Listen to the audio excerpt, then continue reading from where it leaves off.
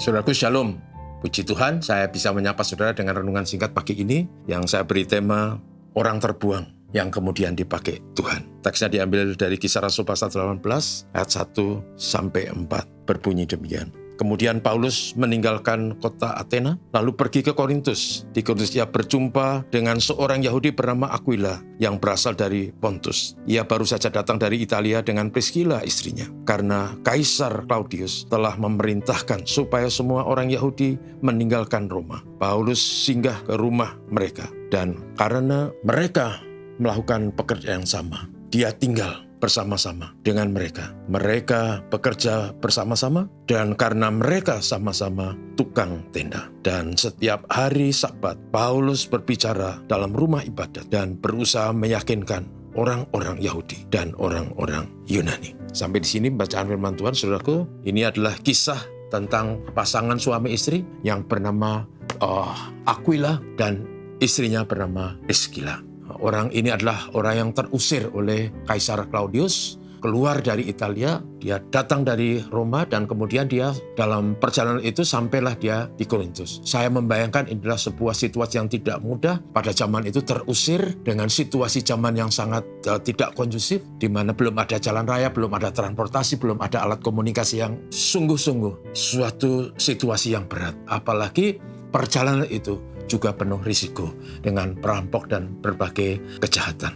Yang menarik, pada waktu mereka tinggal di Korintus, kemudian bertemu dengan Paulus. Dan Paulus kemudian tinggal bersama mereka karena profesi yang sama, yaitu tukang tenda. Dan Paulus kemudian bisa berbicara kepada orang Yahudi, memberitakan Injil ke sana, sekaligus tentu saja Paulus berbicara banyak kepada Priscilla dan Aquila. Dan kemudian mereka menjadi percaya. Yang luar biasa adalah orang ini setelah berinteraksi, bergaul dengan Paulus, kedua suami istri ini menjadi percaya dan dipakai Tuhan luar biasa. Dalam satu kesempatan dia juga, kalau sudah baca berikutnya, dia bertemu dengan Apolos yang juga seorang migran. Dan akhirnya dalam pertemuan itu Apolos sebenarnya orang yang takut akan Tuhan, kemudian dimuridkan oleh Aquila dan Priscilla, dibawa ke rumahnya dan diberi pengajaran, dididik, ditolong supaya mengenal Tuhan dengan baik dan benar. Dan akhirnya Apolos menjadi murid Kristus yang luar biasa berkat pemuridan dan pelayanan diberikan oleh Aquila dan Priscilla.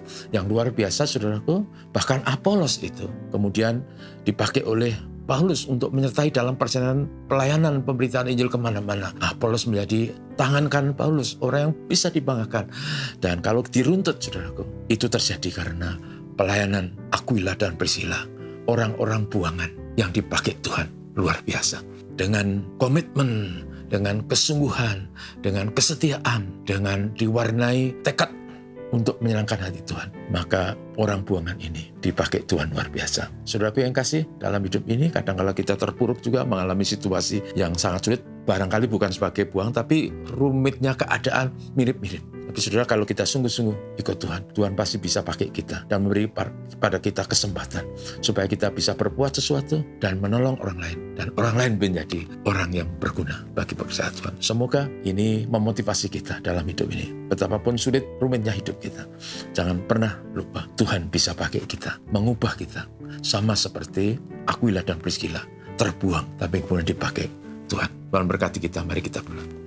Terima kasih Tuhan, Engkau tolong kami semua dalam hidup ini. Pakailah kami menjadi alat di tangan-Mu, sekecil apapun, seterbatas apapun kemampuan kami. Berkati dan tolong kami. Berkati negeri kami dalam mengisi kemerdekaan yang telah dijalani 79 tahun. Supaya Indonesia maju berkembang, diberkati Tuhan. Tolong kami semua hari ini, berkati kami. Bapa, terima kasih. Dalam nama Yesus kami berdoa. Amin. Selamat pagi, saudara.